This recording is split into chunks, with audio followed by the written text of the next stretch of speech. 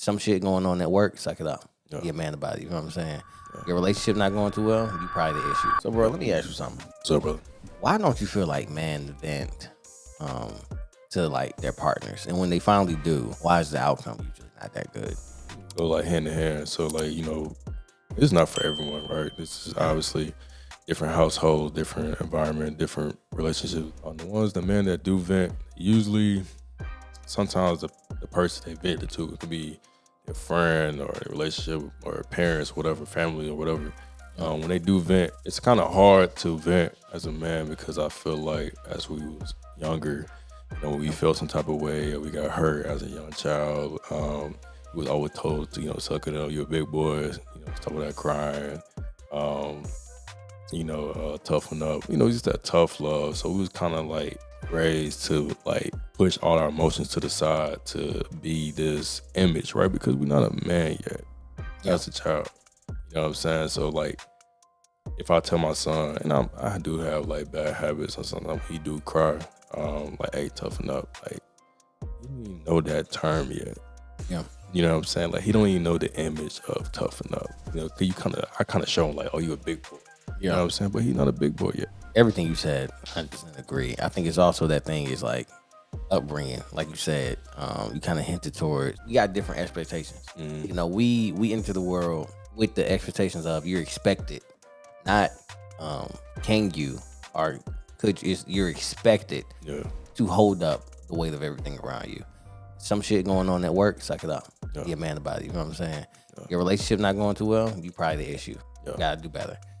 It's everything is. I think that's why we're mostly action based, is because I've been trained to if there's a problem, solve it. If there's something that needs to be done, volunteer. You get what I'm saying?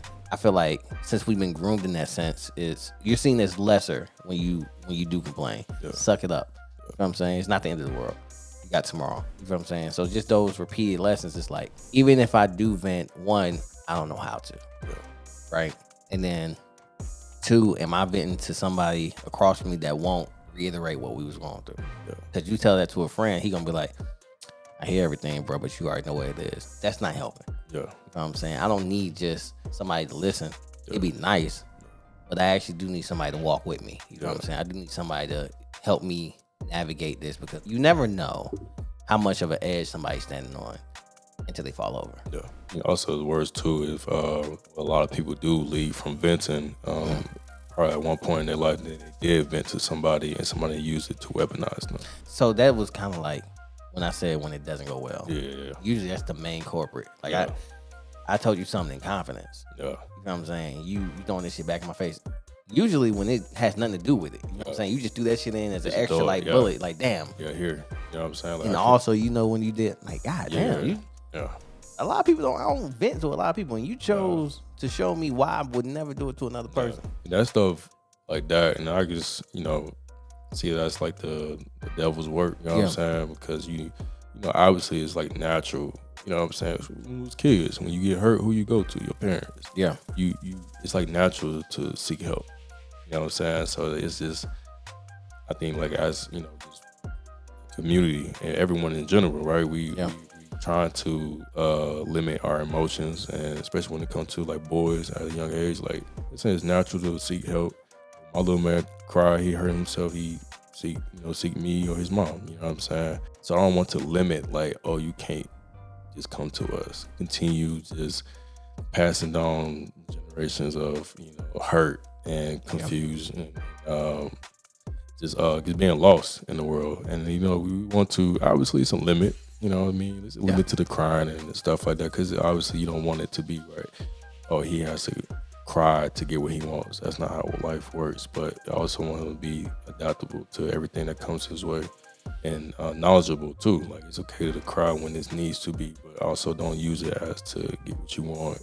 I mean, obviously a lot of kids are spoiled and things like that, but like I was saying, is trying to stay on topic with just us as men. I think we was just raised to hide our emotions because it kind of showed weakness, but it's like we don't even know what weakness was as a child and kids like that. So I think we kind of hurting ourselves giving the next generation, teaching them weakness. It's not weakness. We just gotta be very knowledgeable of what we teach our kids, or just the next youth that who probably looking up to us and like seeking guidance. I'm gonna say that. Speaking of weakness, before I say what I'm about to say, I want y'all to understand something. As a man, it is okay if you cry. For sure. As a man, it is okay if you cry. Yeah. It's not okay if you whine, There you go. but it's okay if you cry. Because growing up, I think I was about 6. I was in the car. I was crying, and my dad looked back at me and he says, "You keep doing all that crying, man. You crying too damn much. Stop that shit." Yeah. What he did not know is for the next 10 years, I would no longer cry. I overcorrect. I have a tendency to overcorrect. So when it did come to a pinnacle, my mom and dad was having a debate, not even a fight. It was so much shit I was holding for them 10 years.